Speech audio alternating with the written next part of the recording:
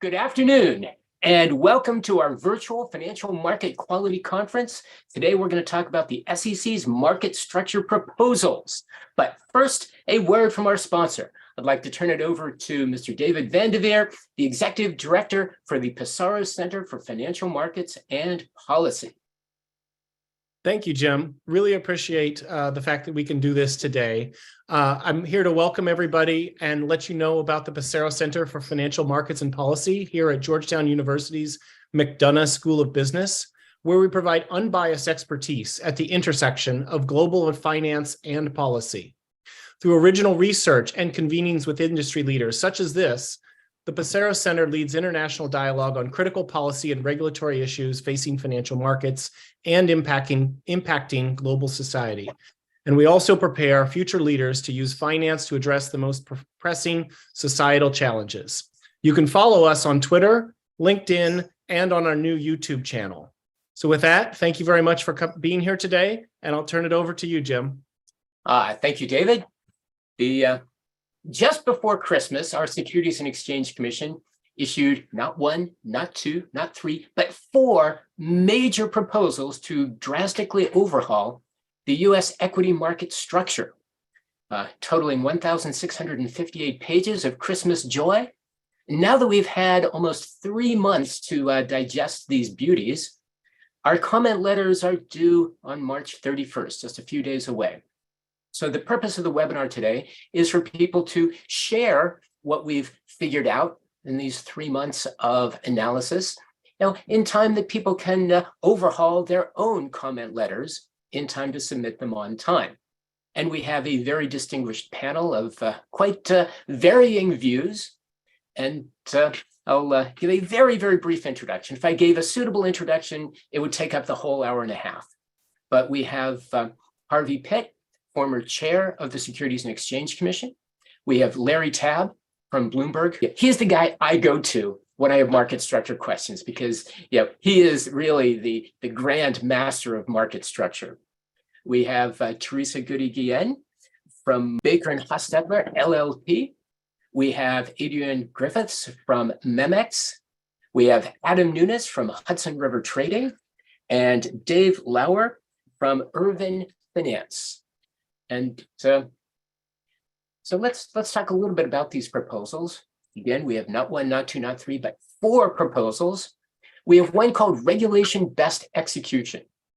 This one would be a superset of the FINRA and MSRB Best Execution rules. And at first glance, it sounds pretty similar, but it adds more, including raising best execution to a board level responsibility.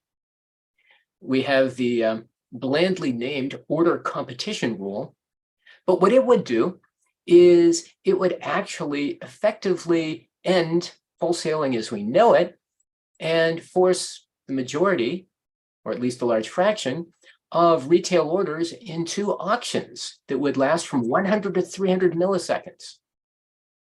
On top of that, we have regulation NMS that would do things like change the minimum pricing increment, the tick size, make big changes to access fees, and also more on market transparency, along with the disclosure of order execution information. This would require large brokerage firms to release even more information about their execution quality. So quite a bit of stuff there to digest. And what I'm going to do is start by going around the room, and I'm going to ask each panelist one quick question. First, I'm going to ask, what do you like about these proposals? And then after we share what we like, then we'll go around and share what we don't like about these proposals. So question 1, what do you like about the SEC's proposals? So I'm just going to follow the people as they appear on my screen. It's not in any particular order. I guess I'll call it the Zoom order. And I see Harvey Pitt at the top of my screen. So Harvey, surely there must be something to like in those 1,658 pages. What do you like about the proposals? There might be, but I haven't found it. I think that what we're looking at is an effort to reconfigure the markets in the eyes of the current SEC majority. And I believe that there are more important issues for the SEC to be dealing with. I would give these proposals, if I were grading on a curve, an F. Thank you. Larry, what do you like in the proposals? I don't think I'm going to be as tough as Harvey. That said, certainly the retail execution quality transparency is, I think, way, very, very important, and I think is good.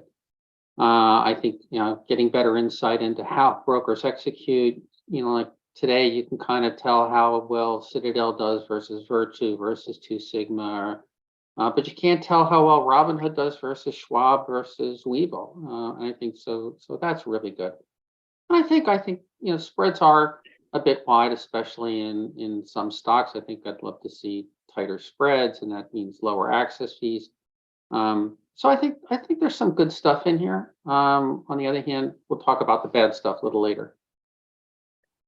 Teresa, what do you like in the proposals? Well, I have to say that I agree with Harvey, and that, there are other and more important things I think they could be doing. So I was hoping that this would be more of a rule proposal on the digital asset market structure, rather than trying to overhaul the equity markets. But, it's hard to find some good qualities in most of these. I think, it is worth looking into whether some of the stocks are tick constrained. So, getting public comment, having maybe more industry to come in and provide their thoughts on that, as well as more information on the order execution. So I think those are, worth considering, looking into, and having like public dialogue about. But I think, that's the extent of my positive comments about these. Adrian, what do you like? Well, look, Jim, I try not to be too negative on these sorts of things, and I do think the SEC sort of thinks that as an industry we're opposed to change. I'll start off by saying it's been almost 20 years since Reg NMS was adopted. There are certainly things that we think should be updated, and a couple of those are reflected in the proposals. So, we had been very strong proponents of round lot reform. Frankly, we're very strong proponents of market data reform in general. We had asked the listing exchanges to accelerate those reforms, given the delays in implementation of the infrastructure rule. That didn't happen. We've asked the SEC to do it. I'm happy that they are doing it here. I do think from a transparency perspective, that's great. From an order execution perspective, I do think those reforms are meaningful. As Larry pointed out as well, 605 reforms, I think, we all support. Getting additional transparency in the market is really important. And I think, that one is a bit of a sleeper because frankly, transparency is a very good catalyst for competition. And I think what we would like to see out of the SEC is, for them to actually implement rules that allow for, innovation and competition in this industry, and using 605 so that you have an opportunity to grade folks on how they're doing for execution quality is a meaningful improvement. As Harvey said, I think there's a lot not to like as well, and I think that's going to be your next question, so I'll save that for later. Thanks. And one thing I forgot to mention, the ground rules for today are dueling pistols at 30 paces. And so with that, I'll move on to Dave Lauer. And I suspect your dueling pistol might be loaded at this point. I'm ready. Go for it. There's so much I like about these rule proposals, and I'm actually surprised to hear, for example, the Rule 605 enhancements, the transparency updates. I would have thought that would have been universally welcomed, and so I think that's a critically important update, something I've been pushing for a very long time. updating a 21-year-old rule, 20, maybe 22 years at this point. So I think there's a lot that the SEC is doing here that's right. I think they're looking at leveling the playing field. I think for too long, the commission has chosen winners and losers, and I think some of this regulation will help to roll a lot of that back and create a level playing field and open up competition. I think most people agree open competition for order flow is the best outcome for markets. And so, that's one of the themes that they're trying to accomplish with this. From a thematic perspective, I think they're trying to do the right things. I think this is a significant problem that they're trying to attack. They put it at around $2 billion. In our comment letter, we came up with at least $10 billion of annual benefits that could result from these rules.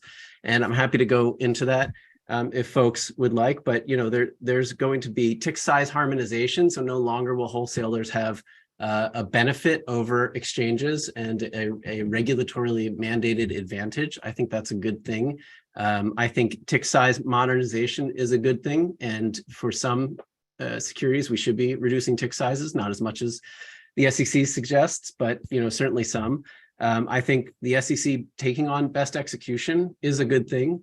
I don't think we've seen the kind of best execution enforcement in the industry. And I think their economic analysis is so incredibly comprehensive at demonstrating that, and at demonstrating that firms are not achieving best execution. We've sort of accepted in this industry good enough execution is enough, and that's not the standard. The standard is best.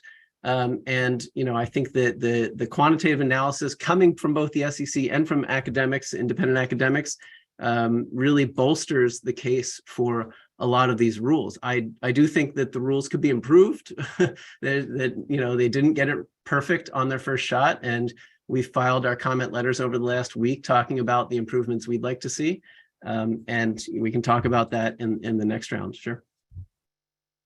Adam. Thanks, Jim.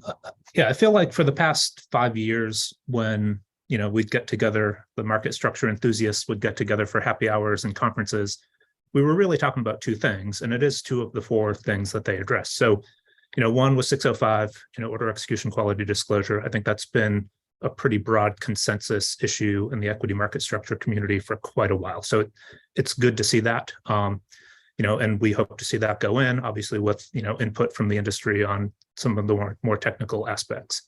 The other has been really on like tick constrained symbols and tick sizes. And what's interesting is I feel like we have consensus that we should do something there, but not consensus on precisely what we should do. You and I have known each other quite a long time. So I think the last time we were in the office together, it was when we were going to decimalization. I do think that the commission was somewhat forward-looking. If you recall from decimalization, it wasn't the case that the only symbols that saw spread decreases were the ones that were tick constrained. We saw spread decreases kind of across the board of tick constrained and symbols with 1, 2, 3 ticks as well. So, I think they put forward a proposal that is thoughtful, but we're also kind of entering uncharted territory. So I think getting from where we are now to where they proposed should really be done in a thoughtful way, and it should be done in a manner that it's studied along the way, and that if we find that 2/10 is great and 1/10 is too a bridge too far, that we have kind of the mechanisms to to get that right, calibrate, and end up in the right place for the industry. So I think we think that proposal is pretty thoughtful. Agree with Adrian on round lots. Like those were kind of the things that we were talking about, and I guess we'll pause till the next question to talk about the things no one was talking about. All right, and I'm going to share what I like about the proposals, and that is, as a retail investor, I consider myself the epitome of a small investor. I have no special knowledge of where stocks are going in the next 30 milliseconds, and my orders are so small they're never going to move the market. And I'm thrilled that the SEC accepts the fact that my orders should get special treatment, that the SEC accepts the fact that, wow, retail orders can and should get better execution quality than other orders in the market. So that to me is a great step forward, because the people who are pushing for a one-size-fits-all club are basically saying I should get the same execution quality as some large informed trader who's trading massive quantities. And so that's the thing I do like. But now let's turn around to the things that people don't like. So now I'm going to reverse the order this time. And so, Adam, I'll give you the first shot. Yeah, so thanks. I think that when we look at the order competition rule and the BestEx rule, I think there are a couple of things. So one, like I really enjoyed the movie Everything Everywhere All at Once. I don't like the SEC's approach to that, but that seems to be what we're getting with the 4 proposals, highly interrelated, economic analysis that's highly interrelated, but not done in an interrelated fashion. So I think we have to think a lot about sequencing, and we have to understand what we don't know. So, from my perspective, I think we should move forward with 605. I think we should then address the tick size issues, and then we're going to have a completely different market structure. And we don't know exactly what that's going to look like, and to presume that we do, and to take some of the lessons today that may exist solely because we have a bunch of tick constrained symbols that are the most active symbols, and we're basing rules like order competition and best execution on numbers that aren't going to exist. So, from my perspective, I think we have to be thoughtful about how we do this, and to kind of study the market that we're going to have before we move forward with further portions. The other thing just to address is your note on your investing. So there seems to be a notion that everyone, I think the chair has talked about the sweetness of retail order flow. And there's this notion that everyone is clamoring to take the other side of every retail order. So today there is competition for retail order flow. That competition happens in aggregate. But when you talk about the potential, the lower adverse selection of retail order flow, that's also an aggregate. There are some orders that are going to be very difficult for people to execute. There are orders in, less liquid symbols that are difficult to execute. And, we might end up with the case where there's a lot of competition for, the S&P 500 symbols. And when, smaller, less liquid symbols or larger orders and medium liquidity symbols are entered, that no one's there. And, today's system, we're a new entrant to that system. Today's system ensures that there's accountability across the board and that the investor experience, whether you're buying, a large cap stock or a small cap stock, is uniform, and you get a good experience and a good execution and a best execution across the spectrum versus, sending 1,000 shares of, Federal Screwworks into an auction and there's no one there to take the other side. I think that's an OTC symbol now, but 20 years ago they were listed on NASDAQ. So, I think there's a lot in that. I think the same can be said on the best execution rule that, the framework we're going to have in the market, if we move forward with 605, we'll have better ability to compare execution. If we move forward with tick sizes, there's a heavy reliance on the midpoint and the availability of midpoint. Maybe there's so much midpoint available because we have a bunch of tick constraint symbols. And if we get rid of that, we should be using just different metrics to look at that. So I guess it's let's move forward with the first 2 and let's see what the market looks like and think about if we need steps 3 and 4. Thank you. So Dave, what do you not like in the proposals? Yeah, I think that there are, to me, there are parts of the proposals that are too complex more complex than they need to be. So, for example, with best execution and the carving out of conflicted transactions, to me, that's not the right approach. It's not the simplest approach. I would, for example, simply say no more payment for order flow or exchange rebates. And hey, we don't have conflicted transactions. We don't have to carve out an entire regulatory regime around conflicted transactions. And we can follow what nearly every other market around the world has done from that perspective. I think that the order competition rule is, in my mind, overly prescriptive. I think it's better than what we have today in that it would reduce internalization dramatically. And I think that's a good outcome for everyone in markets. As Ken Griffin said, internalization is one of the greatest threats to price discovery in financial markets. I couldn't agree more with him. on that point. So, I think that that's the right aim, but I would prefer if we provided a more competitive and innovative platform for doing that, right? If we simply said, let's send retail orders, the orders of individual investors to exchanges and allow exchanges to innovate in terms of how they would accommodate those, provide better execution quality. Auctions can certainly be an element of that. I don't know that they need to be mandated. I don't want it to be misconstrued. I support the rule, but I think it could be better. So, those are two areas that I think we could look for in terms of improvements. I think the tick size proposal, I think going down to 10 mils would be a huge mistake. I think going down to 20 mils is probably a mistake. I'm not entirely sure. I would probably start off at a half a penny. And I would also widen out at the other end. In fact, DERA produced some really excellent analysis very recently that showed that a lot of the tick size pilot analysis was flawed. The tick size pilot was a bit indiscriminate. It widened spreads for securities that were tick constrained as well as for ones that weren't tick constrained. And so if you just look at the securities that weren't tick constrained and where it widened them out, they saw dramatic improvements in execution quality. So I think that's something that the SEC could learn from its own analysis and say, all right, we shouldn't have a one size fits all approach to tick sizes, and let's figure out the right number of ticks within the spread. I think there's some disagreement. Is that 2 to 3? Is it 4 to 8? I think 2 to 3 is probably a better answer. And then let's shrink it on one side, widen it on another, and I think we'd see a lot of benefits from that. Yeah, thank you. Adrian.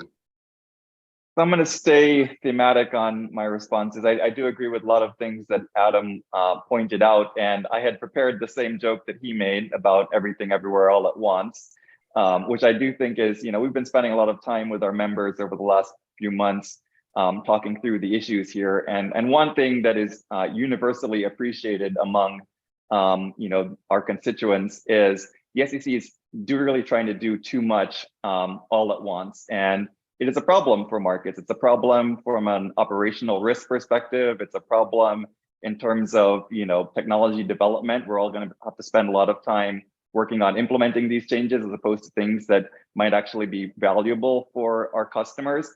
It's also a problem from the perspective of actually understanding what it is that you've accomplished when you put these changes into place. So, I don't think, frankly, anybody at the SEC or anybody in the industry really knows, what the combination of all of these things mean when you put them in all at one time. I think the way that we've been thinking about these issues is, there's some rational things that we should do. So, for example, I actually agree with a point that Dave made about tick constrained stocks, right?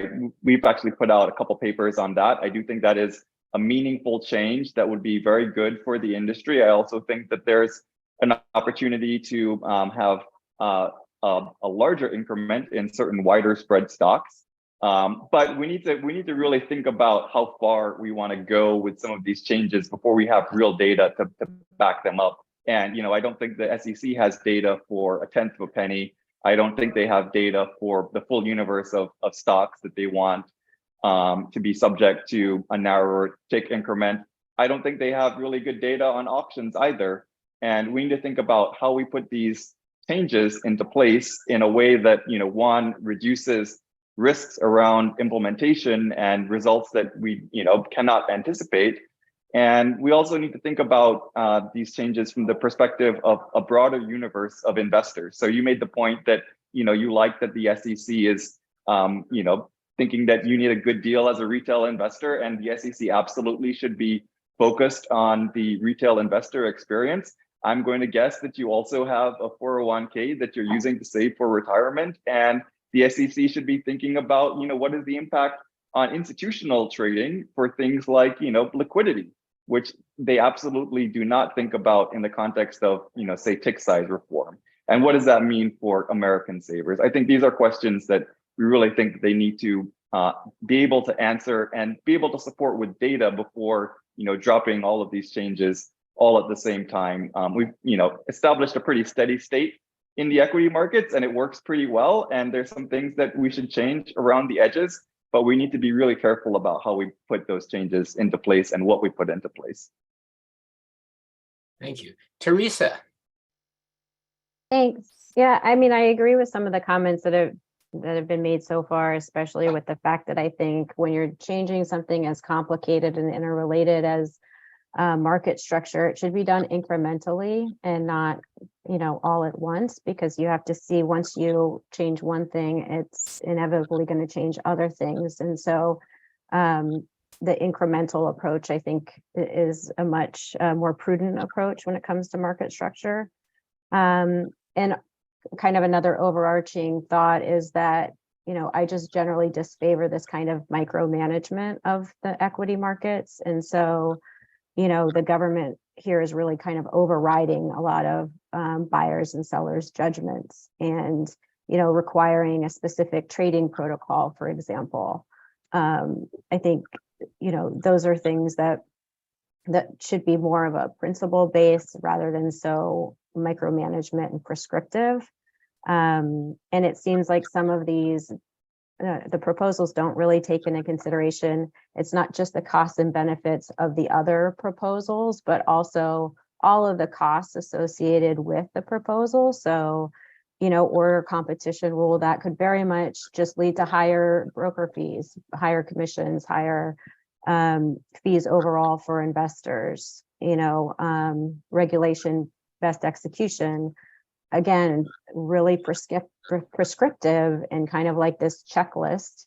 And, we don't want to kind of check the box mentality for best execution, right? I mean, FINRA, the MSRB, they already have best execution rules and less prescriptive.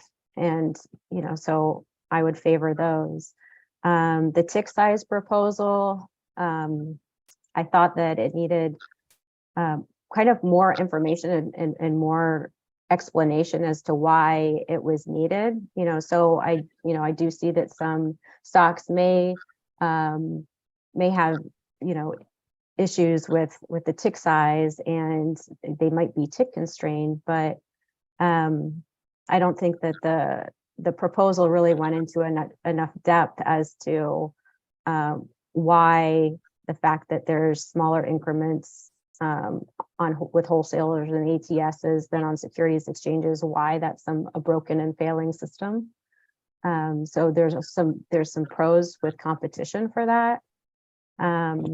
And then with the Rule 605 proposal, I would just want to have more information about the costs. If it's unduly costly and burdensome, then what's the benefit and what's the cost, and does the cost outweigh the benefit? So that's not entirely clear either. Thank you. Larry. Oh, where to begin? I'm going to buttress Adrian and Adam's comments on everything, everywhere, all at once. I think, you don't have to even go back that far.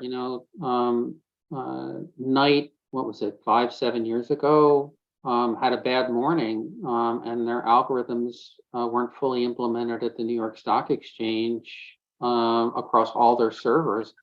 And in 40 minutes or 20 minutes, they lost like $400 million. So when you have a fully automated market that's handling, I don't know, what we do, 12, 13 billion shares recently, it doesn't take much for things to go, off the rails. And that can happen very quickly with very severe implications. So certainly the technology lift to get this together is going to be extensive. Pushing all this stuff in before the next election is just not going to be ridiculously impossible. Other things, the best execution rule. Why do we need a second person with a very different perspective to govern best execution? Why don't we, why don't the SEC just say, if they're not happy with FINRA and MSRB, just have FINRA and MSRB change their governance, change the way they look at best X. If that's possible or not, I don't know, but why have two different sets of conflicting best execution rules? The auctions, that's probably the most difficult one. We have not seen intraday auctions work in any market in any substantial way. You know, we've got SIBO with periodic auctions in Europe. Well, they got 2-3% market share in them. We've seen most folks go from auctions to real-time markets. So we've never seen anyone take real-time and move them into auctions really and have any significant success. Auctions can be gamed, especially in less liquid markets. That's a real problem. You know, you got 300 milliseconds to push the market to where you want it to go and then execute the order. And then, you know, let's not get back to this whole issue that, oh, there's going to be an auction notice, so that's going to get flashed to the whole market. They thought flash orders were bad. Now all of a sudden we're flashing every retail order. That doesn't seem like it's a good idea. And then the issue with tenths and even sometimes fifths, that's going to basically stop anyone from quoting in the lit marketplace. It'll push all the institutional orders into the dark. And all the electronic guys will move from providing to picking off lit order flow, which is not a really good market structure. So there's an awful lot that's challenging with these 4 proposals. Harvey. Yes, I think attention to best execution is very important. The problem is that the SEC defines best execution in only one manner, and that is, what is the lowest price that a retail investor can get? That is true for retail investors, but best execution for institutional investors is very different. They want confidentiality. They want ease of execution. And so having this one definition define exactly how the marketplace is going to operate creates a bias that I think is very difficult. And most individuals are in the marketplace through financial intermediaries. So what we're dealing with is an effort to try and have the SEC define what constitutes best execution in its view, as opposed to looking at what both retail and institutional investors deem to be true best execution. Thank you. Now, what I don't like is the fact that we're basically building on some obsolete structures like the round lot. You know, the round lot is completely obsolete. No new exchange in any new asset class bothers with anything like a round lot. When you think about it, a round lot does 3 things. It gives you a benchmark for best execution. It gives you a benchmark for protected quotes. And it also gives you a measure of the overall liquidity of the asset. In our modern world, we can come up with much better ways of doing all 3 of those things. As far as a benchmark for best execution, why not measure it against the depth of book that's displayed in the market? That's easy to do. As far as an overall benchmark of liquidity, how about a benchmark of liquidity for constant dollar size? Makes no sense to have $100 of a $1 stock set the protected quote or benchmark for liquidity when it takes thousands of dollars for high-priced stocks. So really, we can do a whole lot better. So rather than just playing around with what size is the round lot, let's get rid of it. We can improve on all 3 uses of the use of a round lot. And so while we're doing this, let's do that. I also want to echo what a lot of the other people have said about the fact that we're making major changes, and the economic analysis doesn't incorporate the combination of the changes when we know that that's going to have a huge impact. As far as tick size goes, I hear a general consensus that yes, we have a lot of stocks that are tick constrained. We should do something about that. But let's look outside the box and ask the question of who actually decides what that minimum price increment ought to be. I think it should be the issuer. Nobody's talking about what the issuers want here. It's their stock that is at risk. They're the ones with the right incentive to make sure that it has the best liquidity. And yes, we can fool around with formulas, but the formulas, at the end of the day, it's going to be not that far removed from our one size fits all or one tick fits all that we have now. So why not give issuers a menu to choose from and let them choose? And now some people say, oh, issuers are too stupid to do that. Now, wait a minute. Issuers make all kinds of complex financial and economic decisions. To say they can't choose from a menu of a half a penny, a nickel is, I think, kind of insulting to the issuers. But I want to move on and not just make this a Jim Angel rant session. So let's talk about the politics involved. Who's in favor and who's opposed? Who's pushing for these various pieces? That I doubt whether they came out of a vacuum on F Street. What's behind all this? Who gains? Who loses? Who's for it? Who's against it? Who wants to nibble at this one? Jim, I can jump in here. I mean, I think, like who gains? I think the SEC actually intends, frankly, for the exchanges to benefit.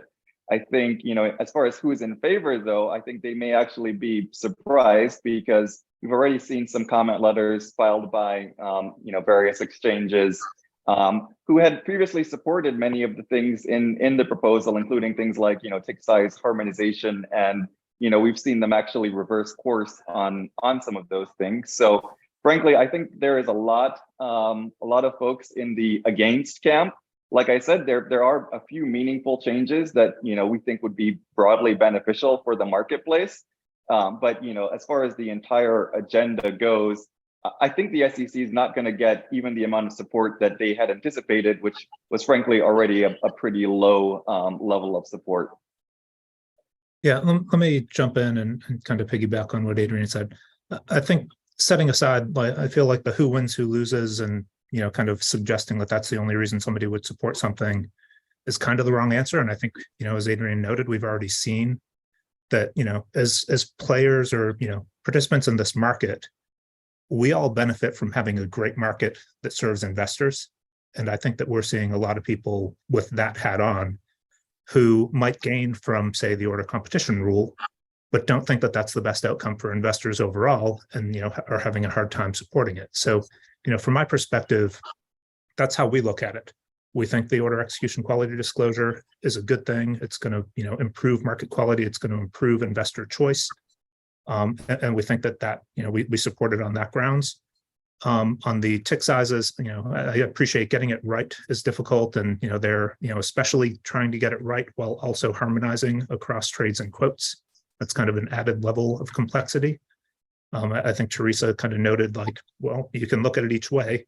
So from that perspective, we think that there's room to make the market overall better, to move towards the Pareto frontier, and we should do that, and we should explore that. We would. Our market share of OTC, of retail, is extremely low. Our market share on exchanges is relatively high. If you moved all that flow to exchanges, I think we'd benefit. But I don't think that that's I don't think that it's going to serve investors, to do that. So, we have a hard time getting behind that. I'm going to jump in here. I think who the SEC intends to benefit and who will benefit, I think could be very different, as I think Adrian said. When I think about, certainly if more flow goes to the exchanges, there's a tendency for the exchanges to benefit, but I think, auctions, so Reg NMS is pro-competition. If Adrian gets an order at MEMX and NASDAQ or New York has a better price, Adrian has to send that order over to NASDAQ or New York.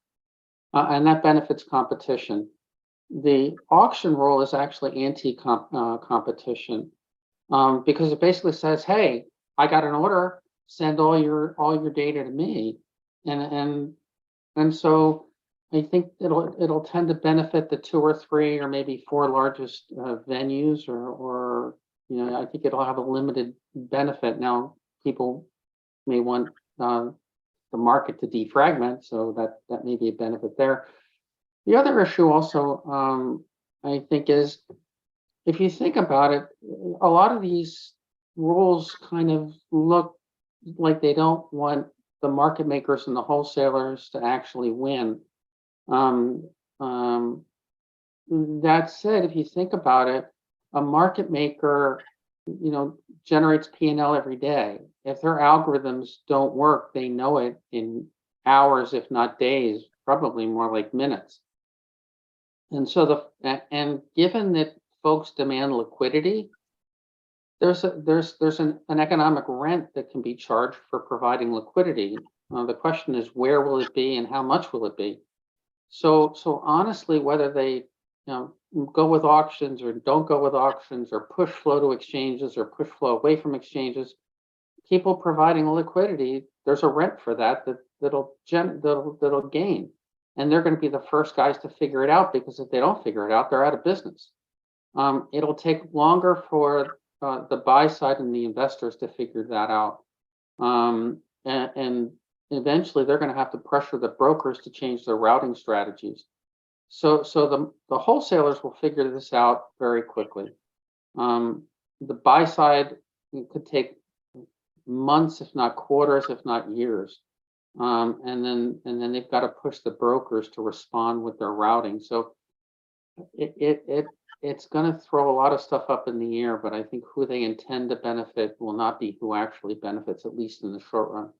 So I'll take the other side of that and a couple of the views that have been expressed. And to start, I think a lot of people for a long time have been calling for holistic changes to market structure, and that's what we're getting here. So on the idea of doing too much at once, I have to disagree. I think a lot of these things are intertwined and interrelated, and it's tough to change just one thing. And I think that there are quite clear and obvious issues that the commission is trying to address. Now, today, market makers on exchange are 2.3 times more competitive than wholesalers. Okay, for per unit of adverse selection, they are providing more price improvement.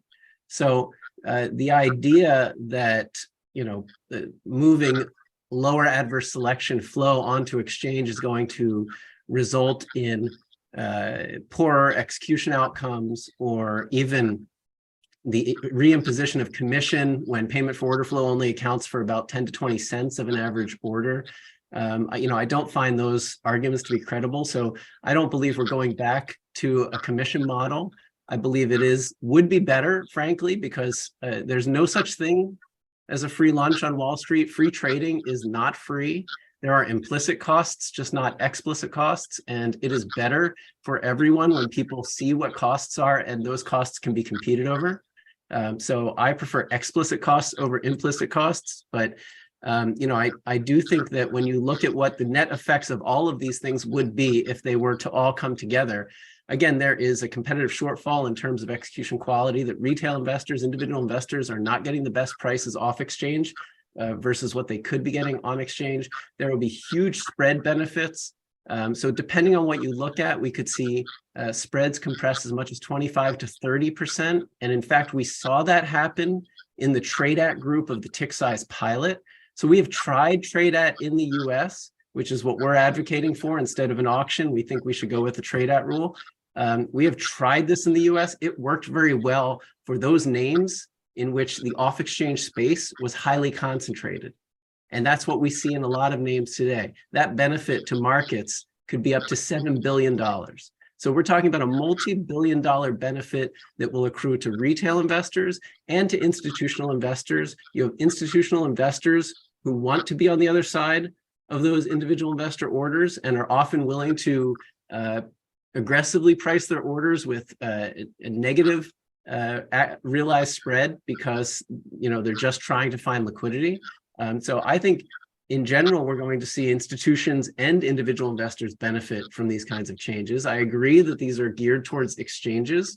And it is funny that some exchanges are sort of changing their tune on some of these rules when they previously advocated for them. I Don't know that the motives are the same that I think versus what others might think as to why they're doing it. I don't think this is a, altruistic, actually, I want what's best for markets, not what's best for my bottom line thing. I think there are many other dynamics at play here, but I think generally what you're seeing is that intermediaries are against these rules, and those who hold privileged positions today and operate what I call exclusive flash order facilities are upset that that flash functionality might be broadcast everywhere, but we should make no mistake, today, retail investor orders are flashed to just one firm who decide whether they want to internalize it or route it on and take liquidity somewhere else. So opening that up, I think Those orders aren't flashed. They're sent to a market maker for they're execution. flashed to the and they're market maker. That benchmarked. market maker can internalize it. They can route it on. They can go take liquidity.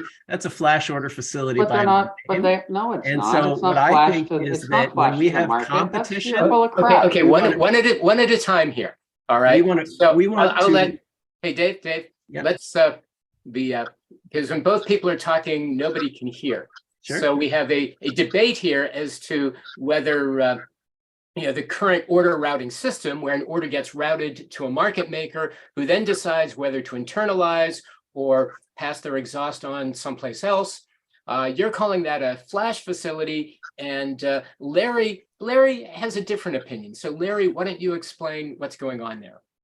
Yeah, the order is sent to a market maker for execution, and they're benchmarked against that price. That price isn't just, it's not flashed to the entire market to say, hey, look, I've got an order, come and give me a price.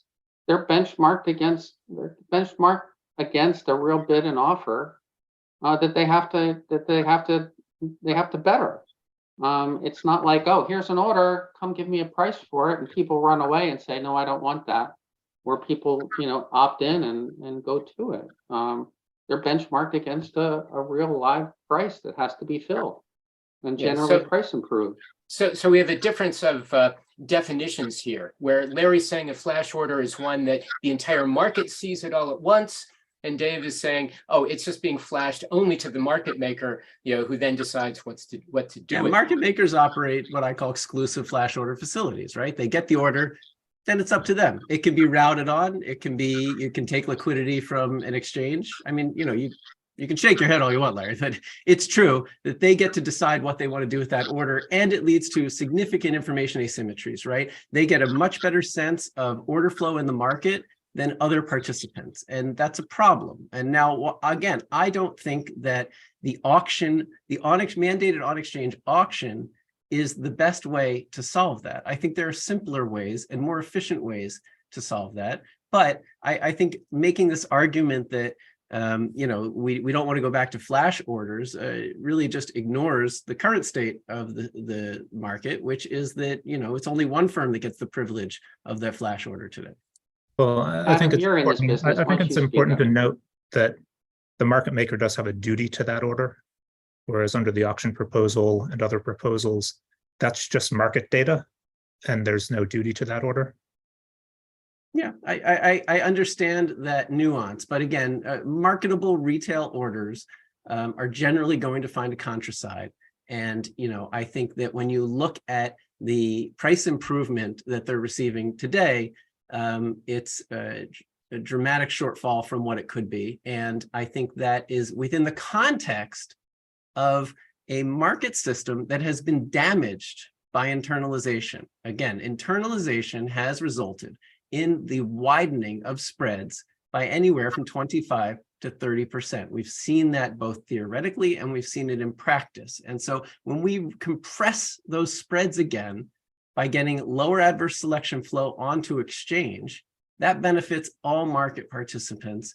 And it means that you don't even need price improvement, because that price improvement was just to make up for the damage that was being caused to the NBBO. And again, this is like, these are views that many participants had over the years before they started engaging in internalization. Both Citadel and Virtu, Doug Sifu, Ken Griffin have all had these exact same views. These are not fringe views. They acknowledged what the practice was doing to markets. They found that they couldn't get rid of it, and so they joined the game. But that shouldn't make us doubt what is happening to markets, why there's a problem, which is what the SEC has identified. And we should seek solutions to this that lead to open competition for order flow and an NBBO that is strong and has the most diverse set of participants possible in it versus this extremely fragile NBBO that only the fastest participants can participate in today. And the rest is all adverse selection and toxic flow. You know, I think that these are potential solutions. I think there are other options out there, but just to denigrate, you know, some of these ideas, I think it's unfortunate because, you know, these are problems and these are well quantified problems. There's a lot of data behind this. Well, I think people. I think that was a look long at- answer to the question of who's behind it. Dave. Oh, what was that, Adam? I think that was a long answer to who's behind it, which was your question. Yes. The answer is Okay. Dave. Well, I'd like to throw in a couple of comments there that I'm going to play the old geezer hat here. And remember when I made my first couple of stock trades, getting a typical bid-ask spread was probably 1/4 or 3/8, and the minimum commission at a place like Schwab was $50 or so. And now the commissions have disappeared. We're measuring spreads in pennies and fractions thereof. So from this retail investor, I've never had it so good. Yes, but also commissions have disappeared in other countries that don't have payment for order flow or internalization. They've disappeared from brokers that don't accept payment for order flow and to do smart order routing. You know, I would just question the causality there. Many countries, even though they don't have payment for order flow, have wholesaling processes. So like you know, in Canada, everybody says, oh, well, Canada doesn't have internalization. Well, they have broker priority, which is basically the same thing. A broker waltzes with a retail order to the front of the queue and executes it, not even with any price improvement, but at the bid offer spread. You've got Europe, you've got London. Well, they ban payment for order flow, but they have retail, you know, they have the RSP program, which basically routes a retail order to a market maker, and is executed. You know, even it's on the exchange, but it's in a somewhat RLP-ish type process, but it goes off exchange really to a market maker. So this whole, you know, let's get back to economic issues. A retail order is generally small compared to an institutional order. Folks who quote on lit exchanges that have fair access need to quote because the order that, you know, that anybody can hit them, it's going to be somebody either big or somebody who knows more than them. So they're going to quote wide. If I get 100 shares from Schwab, I know probably it's not a 1 million share order so that I can price improve it. There's a real economic reason, you know, why, you know, these retail orders should be better priced and not on an exchange, because whether that 100 share Schwab order hits an exchange, the guy who's quoting on the other side has to be prepared that it's going to be, you know, 0.72 or Fidelity or, you know, Vanguard or somebody with a big, huge order. And you mentioned Schwab, and again, I'm putting my old geezer hat on. And I can remember the days when Schwab used to internalize their orders directly. And they got out of the business, and now they sell their order flow like many other brokers, because there are real economies of scale in market making. So the fact that there's concentration is something that you normally find when you have these kind of economies of scale. The fact is the big market makers can do it more efficiently than other people because they get more order flow, and that reduces the amount of risk they have, because the amount of time they're going to expect to hold on to a position is less because they have more order flow. So one could look at the concentration that we see not as a bug, but as a feature. I mean, I see both the concentration as a bug and what Larry just described as a big problem. Yes, spreads are wider on exchange because generally you're only getting hit by toxic flow. That's a bad thing, right? That's not the outcome we want from markets. Markets are here to serve a really important function, right? This is not a casino where we love to trade and gamble and make money, right? Markets are here for a really distinct reason: price discovery and capital formation. And those processes don't work as well when the only things that come to exchange, the only things that can contribute to that NBBO are highly toxic flow because everything has already been picked over by intermediaries. That's No, a no, real wait. issue for markets. Well, hang on. Yeah, Like, Look, I mean, we- the real issue here is, who is getting the benefit of the lower adverse selection for retail orders? This is why segmentation exists, right? As an exchange, and I do think there's some things that the SEC could do, frankly, to enable more competition from exchanges in this area. But the answer is not push everything onto our order books. That will result in a worse execution for retail investors, because that is what segmentation provides to them. It provides them the ability to get a better execution versus the quote that you're willing to provide for everybody else. Now, there are ways to let exchanges compete in this area. So for example, making some changes to the sub-penny rule. Today, we have retail liquidity programs. Those are allowed to trade in a tenth of a penny increment. Most of the executions that you see in those programs actually are at that tenth of a penny. The SEC could allow display for programs like that. I think that would result in more meaningful competition from exchanges while still giving retail investors the benefits of segmentation. But simply throwing everything into a single order book, I mean, that might improve execution quality for institutions because the average adverse selection of that entire universe of flow is going to be less, but it's not going to give the benefits to retail investors, that's for sure.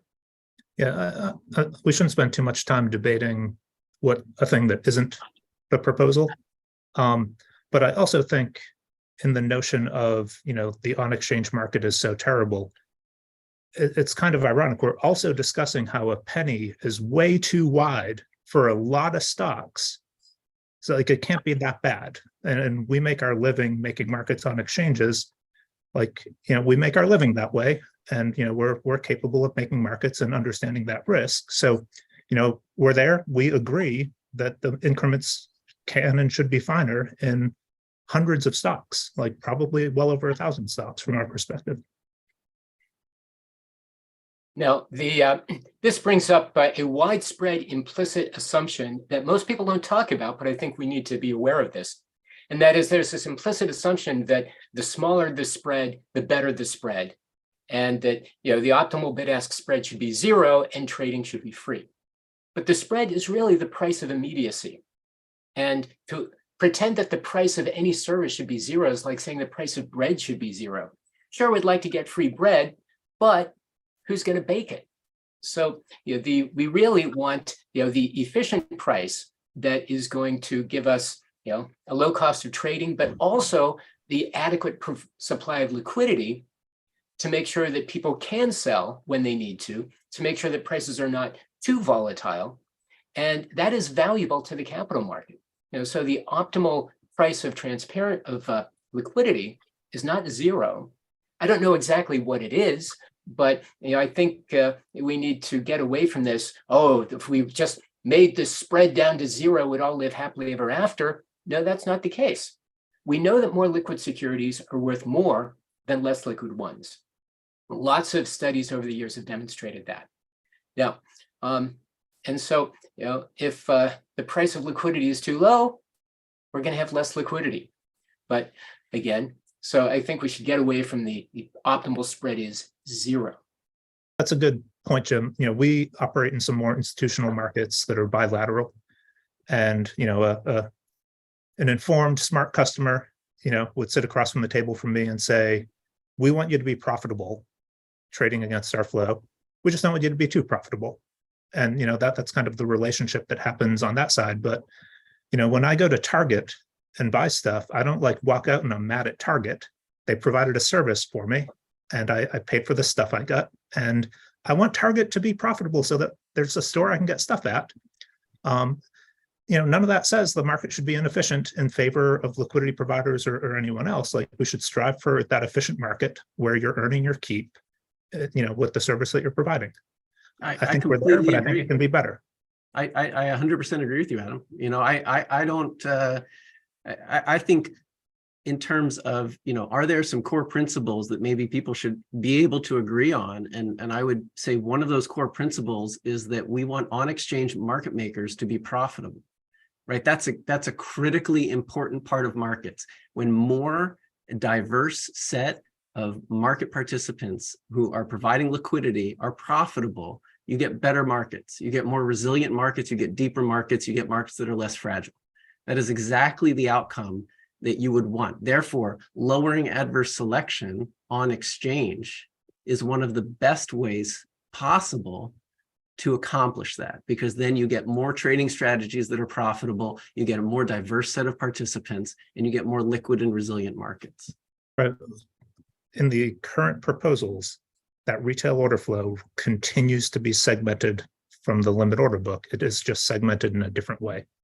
So yeah, and I agree, which is why I don't think it should be. But I also have there is a very good study out there. I'd really encourage people to. We cited extensively in our comment letter. It's done by Edwin Pugh and Dermot Murphy, and they looked at a couple of things, but they looked at the tick size pilot, and they started to tease it apart in a really interesting way. And what they found was that in a highly concentrated off-exchange space, you have all sorts of problems. We don't get, wider spreads on exchange, less price improvement, more extreme price movements. But in a highly competitive, even wholesaling space, you have spillover effects that benefit the MBBO. You end up with the tightest spreads on exchange when you have highly competitive markets off exchange. Now, I think what they also found was that getting rid of wholesaling through the trade at rule and the tick size pilot led to the best outcomes, which is why we should do that. But even in the current proposal, which would still segment retail orders, but put them onto exchanges, incorporate the continuous book into it, there are still academically demonstrated benefits that would spill over to the NBBO from a more robust set of open competition for order flow. Yeah, I think there was a version of the world that we're not in, where the question was asked to firms like Hudson River Trading and some of our competitors who, were trading on exchanges, who were at least seemingly well equipped to enter the retail wholesaling space, and say, why aren't you doing that? What are the barriers to entry? What is in the way of you doing it? And I think, to be fair, a lot of them are that the firms that are specialized in that are very good at it. And, to be competitive, you have to do an unbelievably good job. So kudos to them for that. There were just some more idiosyncratic, like, oh, well, if we did that, like our fees would go up, before we do any trades at all, like by a substantial amount. And that, that's kind of a barrier we have to overcome. We've overcome it and we're doing it. Some others have as well. But I think it's something that likely keeps some others out of the market. And a lot of it's just like, I said earlier, man, we're going to have to get really good at trading stocks 6,000 through 12,000. Even if you make markets in thousands of stocks, getting down to the tail end and warrants and rights and some of the items like that, that's real work. Like we decided to do it. We're doing that work, and we're seeking to do a great job in that space. So there are natural reasons. I think some of that supports what Jim was saying about like firms who are specialized who do a great job. I think that is partially true. I don't think the universe in this space is unlimited. But I also think there's a version of the world where you say, hey, we could just have a more competitive off-exchange market if we took a look at the barriers to entry. In our analysis, we kind of found that a lot of the retail flow is actually pretty concentrated. 90% of the flow comes in really, like the top, I think it was 1,700 names. The problem is that the 10% that, is in 17 through 12,000. Who manages that, and what happens to that? I don't know. When you break things apart and disaggregate, you're going to wind up with problems on the tail. Yeah, and this is the problem with hard coding a particular structure into regulation, right? There, as I said, there are things that the SEC could do to actually enable exchanges to enter this market in a meaningful way. But when you say, you've got a retail order and you have to execute it this way, there's really no consideration for, I'm trading name 8,000. And how is that going to work in an auction? How is that going to work, potentially in a market that is less liquid because of some of the tick size and access fee changes? What does that all mean? And taking discretion away from a broker that's actually, has a best execution obligation and saying, here's a market mechanism that we haven't really tested, and just put all your order flow in that and it will all be fine. I mean, I think that they would find, if that is the world that we enter, that it is not all fine. Certainly not for all orders. You know, if I have a, you know, small order in SPY, sure, an auction might be able to produce a fine result. But for some of, you know, these other names, what is the experience going to be for retail investors? And frankly, do they even, you know, stay in the market? I enter an order in name 8,000 and I get a bad execution because the MBBO is running away from me. Do I continue to want to enter into this marketplace, or do I decide, well, actually, you know, this market is working against me and I'm going to stay out, which is absolutely not beneficial for these investors. Well, and let's move beyond the investor portion of that. The liquidity providers and market makers on a lot of those symbols are the firms who have signed up to provide liquidity in them, like largely based on their relationship with the retail brokers. So what does it do to capital formation? What does it do to the issuers who might see market makers go away? Because, you know, if you have a system that has, you know, I guess like to be unfair, cherry picking of the, you know, the best orders, nobody's going to be around for the tail end. You know, people are around for the tail end because you get some orders that, you know, have like low adverse selection and high turnover, and you have to deal with some of the more difficult orders and, you know, and the smaller symbols. We see something similar, like you can't be a NYSE DMM and only take, you know, the top 5 symbols. Like they're going to give you a book of symbols and you have to do a great job in that book of symbols in order to like pull your weight as a DMM. It's not a unique concept to the wholesaling market structure. Yeah, you know, again, I think that there's a better solution than what has been proposed in the order competition rule, but I really don't find the cross-subsidization argument to be terribly compelling. You know, and I think as Larry said, most of the trading is occurring in the core set of symbols. So we're only talking about a small fraction, and you're talking about perpetuating a system that the SEC showed is not providing optimal outcomes just because of a small fraction of trading. And second of all, I think, you know, that we did not set out with this system to build one in which we are using cross-subsidization of highly liquid names for wholesalers to provide liquidity in less liquid names. I think that is, you know, that's become the main defense of the system. And I think that the less liquid names, first of all, we need a better solution. Many people agree one size fits all market structure is not working. And that's why, again, we're going to push to widen tick sizes for non-tick constrained names on the other end of it, because that will be a better solution. And that really did make a huge improvement in the tick size pilot. But two, you know, those names, maybe they should reflect the supply and demand in the market for them. Maybe that's what the market is supposed to be doing. And, you know, I don't know that this is a suboptimal outcome from these rule changes. Cross-subsidization works across every industry and everything across everywhere. Do you think, you know, the supermarkets make the same on every product? No. Do you think a car manufacturer makes the same on whether they're selling a truck or a sedan or a sports car? No. Right, but they make money on them, and so that's fine, right? They can make different amounts of money. That's not what I'm saying. The cross-subsidization argument is that people won't show up on the tails because the wholesalers are losing money there, and they're subsidizing it with money they're making on the other end. If there's money to be made, even if it's less, you will have people show up. That's not the argument I'm making. I do want to make an academic point here. That there's been a lot of talk on the tick pilot. I know the SEC's economic analysis relies heavily on it, but we should not forget that the tick size pilot was specifically designed to look at, you know, the 3% of the trading volume on the very small illiquid names. And so to extrapolate results from the tick pilot to the large cap high volume stocks is a huge, huge stretch. Yeah, and that's not what the study that I'm quoting does either. I agree with you, Jim. Yeah, but so Adam, I think I cut you off. I'm sorry. Yeah, what I was getting at is I don't think cross subsidies can be bad. They can be fine if they serve a purpose. And I think that if you look at the investor protection aspect of the tail ends and the potential for outcomes, so should investors, you know, like if you're working at a retail broker and an investor gets a, you know, horrendously bad execution, it's like, oh, well, investors, you all need to know what the limit up, limit down rules are. And you need to understand that they actually don't apply to rights and warrants. So those are unbounded by the exchange. Like, there's an aspect of this that goes beyond like the simple economics. I think on the economics, we're probably in a neutral place. But I think that, you have to look at the broader implications of that on investor protection, capital formation, what it means for the less liquid symbols as well.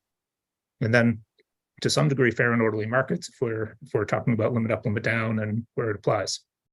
Yeah. Now, Adam, you mentioned exchange fees a few minutes ago, and I want to bring that up for discussion.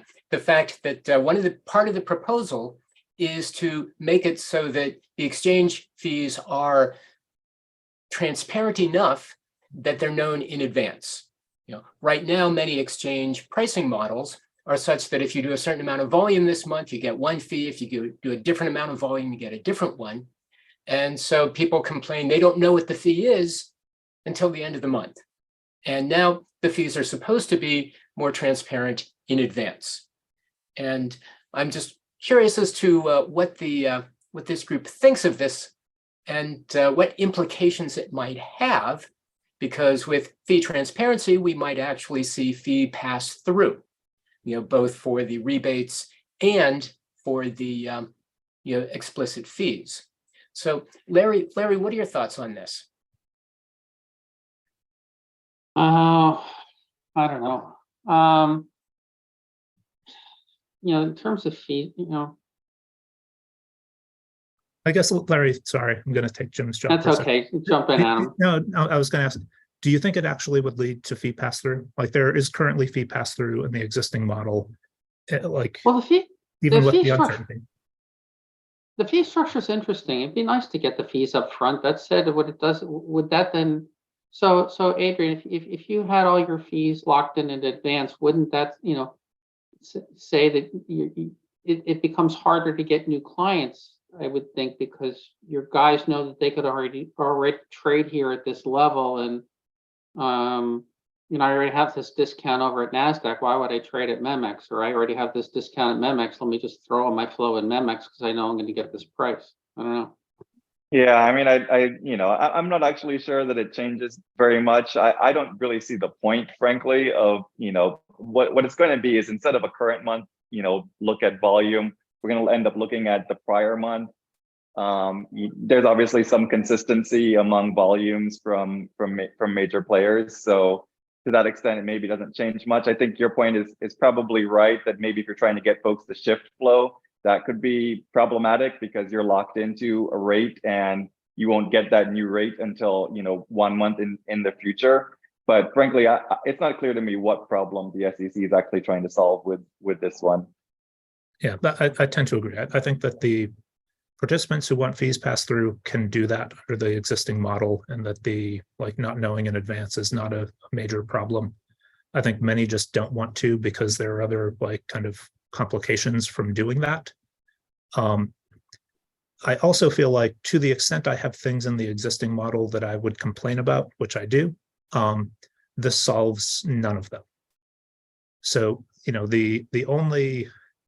I feel like the only thing that we should consider, and I don't frankly endorse it because I don't think it's a problem that needs to needs a regulatory solution to, would be in Europe, they kind of have a stair-step approach to fees, where your first million shares cost X, and then your next million shares cost Y, and so on and so forth.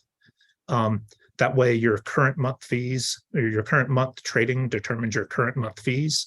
You don't have the same lock-in approach, and so on and so forth, and you don't have the, if I hit some threshold, then my fees go down by a lot. I think that is the only thing I'd consider, but I don't really view that we have a problem right now. My biggest complaint, I don't pay as much of attention to this as I used to, is it's the 31st of the month, we're changing all the fees, and then all the other exchanges respond to those fee changes, and this does nothing about that, but that's the thing that everyone gets driven crazy by. Well, actually, that's a problem with the tick size proposal. Basically, you look back 3 months, then you take the last month, and then all of a sudden on the first day of the month, you change all the tick sizes for all your stocks, and all the programming is supposed to work. I'd love to see that. Not really. That's going to be a real problem to implement.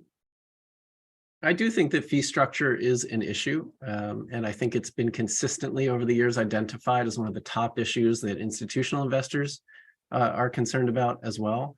And I think it does distort order routing. I don't think this addresses it, unfortunately. I think it's sort of an attempt to do that, but as Adam's saying, it really just, and as Adrian's saying, it really just shifts like to the previous month. It doesn't really accomplish that. If you want fees passed through today, you can do that.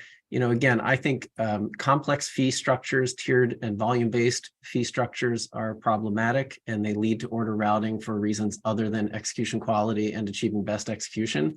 The number of pricing paths and fee structures is ridiculous in the US exchange space. And again, the SEC recognized that in the OCR, where they said you are not allowed to do volume-based tiering in this, and there's a fee cap, and that's it. You can have one fee to provide and one fee to take in the retail auctions. And I was kind of surprised that they didn't extend a similar principle to access fees to try and simplify them, reduce these tiers, and maybe even get rid of the access fee cap by eliminating rebates and payment for order flow. Oh, you as an mentioned outside observer, I kind of agree somewhat with David that trying to understand these fee structures, looking at it from the outside, is absolutely impossible. I don't know, Adrian and Adam, you guys deal with this stuff every day. Is it, for the people who trade on your platform, I assume it's a little easier to understand what they're going to wind up paying. Well, I'll say from the MEMX perspective, our fee structure is a little bit less complex than maybe some of the other exchanges. So frankly, I would say that's not something that is an issue with the way that we've approached fees. Yeah, and even on the inside, when I was on the board of Direct Edge, trying to understand our fee filings certainly was quite a challenge. But speaking of access caps, it's a principle in economics that when you have price controls, they're usually a response to some kind of market failure. And the fact that the SEC is in the price control business is actually rather kind of puzzling. And but that's a result of the fact that apparently market participants aren't allowed to take into account the exchange fees. So, well, that gets back to the order protection rule, because if you have, Jim, if you're showing the best price, I have to send an order to you, whether you charge me 30 cents per 100, 5 cents per 100, or $3 per 100. Although if we were in a pass-through world, I would think the broker could take into account the entire cost of the trade. Right, but not for the trade through rule. So I agree with Larry. It's like if you give people a toll booth, which we've done through order protection rule, now the government has to step in and control pricing. Now, if we have a good best execution rule, do we need an order protection rule? No. In a world where brokers have very strong best X requirements, and where the brokers actually have to disclose them. Although I'm kind of upset that only the big brokers will have to disclose and not all brokers. But in a best X world, do we need the order protection rule? I mean, the order protection rule does have a role to play, frankly, when you're trying to build up a new exchange. There's some obvious, benefits there for order protection. I do think, there are concerns that folks have had over the years about order protection. One of them being, frankly, that if you have an order protection rule, suddenly you need to take data from every market, regardless of, the amount of liquidity that's actually available in those markets. I think that's something that the SEC could frankly look at separately. But I will say, there are some benefits for order protection as far as launching new competitive markets. We're probably beyond that stage where frankly it matters to us, but there are going to be new exchanges coming online, and that's something to think about. Yeah, I consider that aspect to be a bug, not a feature. Like when a new restaurant opens in my neighborhood, I'm not obligated to go there. They have to kind of earn their keep. And I think that new exchanges that can earn their keep will get a following and can grow. I view the benefit as, there's a benefit to being able to tell retail investors, like by law, you get the best price. And, often you get better. I think we can have debates about whether that best price could be narrower. But I think on net, Jim, I tend to agree with you. If we can, get the other pieces right, we're really just kind of mandating what is in everyone's economic interest anyway. Yeah. I Now, think speaking- that, I mean, I'm going to agree. I don't think you need an order protection rule if you have the appropriate best X rails, right? The order protection rules are the serves as the rails right now. Best X should, but you know, unfortunately, it has not been enforced in the way that it needs to be, and really hasn't been specified and modernized, I think, in the way that it needs to be. So I think you can get there. I also think the other side of the access fee / government price control issue and the dysfunction it has to address is rebates, and you know that's part of the problem as well. So were you to do away with rebates, you could even today likely do away with the access fee cap. And, you know, I think in that situation, you would see everything compete down to just a couple mils aside, and it would be a much simpler system. Now, speaking of best execution, since the SEC thinks that everything is a security, the new best X rule would also apply to the crypto world. And we know many brokers are giving access to various crypto tokens. So I'm curious what you think about the impact of the proposed rules on the crypto world. Will this have a change in how brokers are routing and dealing with various cryptos? And I'd like to hear, I feel like I'm putting you on the spot, but I'd like to hear Teresa on that because you did reference that in your earlier comments. Sorry. No, it's fine. Yeah, well, it's interesting. It comes at an interesting time too, because, you know, I'm not sure if you guys saw that Coinbase has a Wells notice that they talked about yesterday. And it's reported that all exchanges have gotten Wells notices now, all crypto exchanges. So, you know, I found it disheartening further and for the crypto regulation generally, that the only time that the SEC really has mentioned it in rulemaking is to say that, you know, they have to comply with the best execution rule. So I think this is further chilling on the crypto market. And, you know, already a lot of those in the crypto industry are just uncertain about what the regulatory regime is for them. And it seems, you know, that almost everything is coming under as a digital asset security when, you know, the SEC or the CFTC has claimed that it's a commodity. The DOJ has referenced something as a commodity, and then the SEC comes in and says it's a security, like in the Mango markets is an example of that. And so, you know, you're seeing kind of a chilling and almost, you know, and we're seeing people moving actually abroad, these crypto companies moving abroad. And I think that the fact that they took this opportunity to remind any crypto exchanges to come in and register was, you know, just further kind of chilling of the crypto market. The SEC's approach is very reminiscent of the old Get Smart TV program, where there was a big door that said, knock before entering, and then underneath it said, don't knock. The SEC is basically at war with cryptocurrencies. There's a question about whether they're securities at all.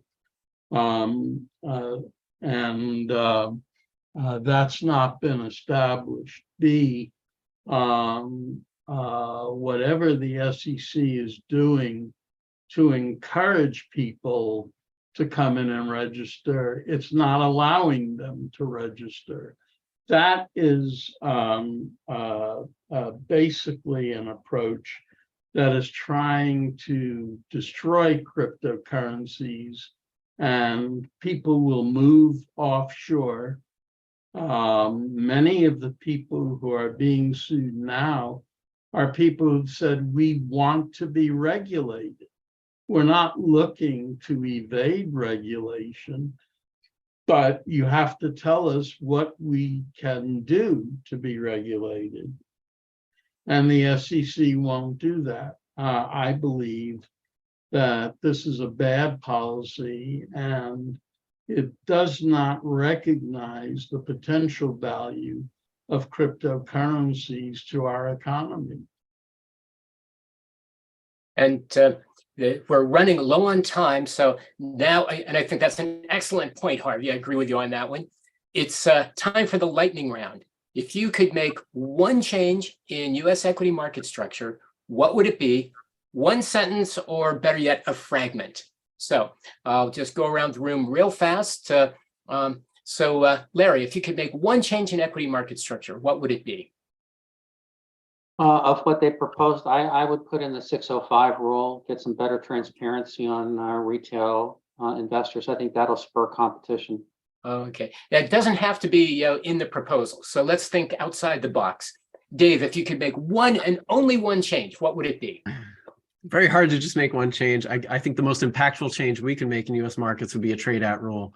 Okay, you say trade at. Adrian, if you could make one and only one change, what would it be? I think we should change the tick size for tick constrained stocks down to half a penny. Okay, tick size.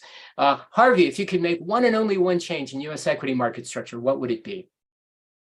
I would develop a set of principles that we would like to see our markets embody. Rather than proposing rules, I would do sort of the 10 commandments and then task the industry to move forward in meeting those commandments. And Teresa, if you could make one and only one change, what would it be? Mine would go more towards market access and changing the accredited investor definition and make it so that there's a lot more people can access our markets.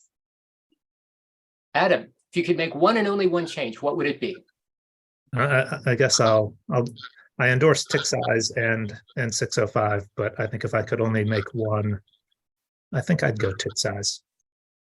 And what I would do is I would overhaul the structure of our regulatory agencies and rethink how we do it. Having hundreds of different agencies which do securities, commodities, banking, whatever's, is a mess. Now we need to rethink it. I don't know what the perfect answer is, but we certainly need to overhaul how we think about regulation. But now we have an extra special guest. Yes, ChatGPT is going to enter our lightning round. So welcome, ChatGPT. Hello, Dr. Angel. I am ChatGPT and I am here to answer your question. If you could make one change in US equity market structure, what would it be? As an AI language model, I do not have personal opinions, but I can provide you with some general insights. One potential change that could be made to the US equity market structure is to increase transparency and reduce fragmentation in the markets. Currently, there are multiple exchanges, dark pools, and other venues that trade equities, which can lead to a lack of transparency and a fragmented market. This can make it difficult for investors to find the best price for a given security and can create inefficiencies in the market. To address this, regulators could require more disclosure of order routing practices and execution quality, as well as work to consolidate trading venues. This could potentially lead to a more efficient market that better serves the needs of investors. Thank you, Chat. Are we all out of a job now, Jim? The fancy autocomplete has a point. Yes. So anyhow, it's time to wrap it up. I want to thank you all profusely for sharing your wisdom with us here, and I hope the audience, I hope that they've been enlightened by this lively discussion. And I saw the dueling pistols go off. I don't see any casualties here, which is a good thing. And does anyone have any sort of last moment things of, oh, I wanted to say something, but I just forgot to say it. I want to get it out before it's end. Any last moment gotta say it? Any burning desires? Thank you for hosting, Jim. Yeah, thanks, Jim. Thank you. Thank I'll you. second that. All right. Well, with no burning desires or desires to burn things, we will call it a day and let you get back to writing your own comment letters to submit. Because remember, deadline's coming up soon. Enjoy.